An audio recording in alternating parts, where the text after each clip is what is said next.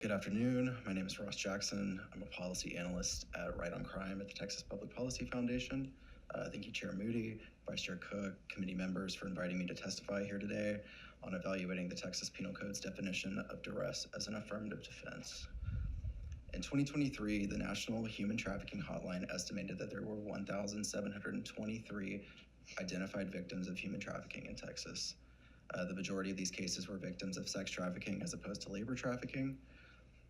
In 2021, the Texas Juvenile Justice Department reported that 91% of girls in secure facilities showed clear or possible concern for sex trafficking. Women and minors throughout the state are prosecuted routinely for crimes they committed while being trafficked and abused. This has been acknowledged by the governor's office, which began a clemency program in 2021 for survivors of trafficking and domestic violence.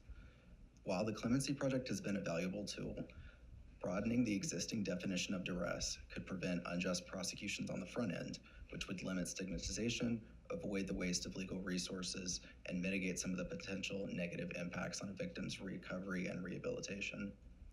At least 37 states have some sort of affirmative defense for human trafficking survivors to aid them against prosecution for crimes that their traffickers should be held accountable for, not themselves.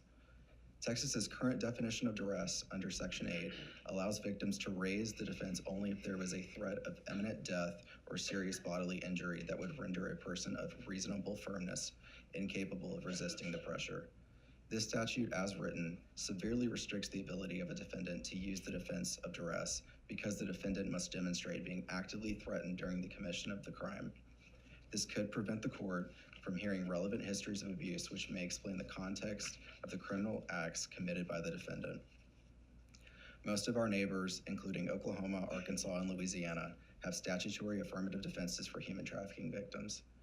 As written, the current legal protections afforded to human trafficking and domestic abuse victims do not successfully prevent their unjust prosecution.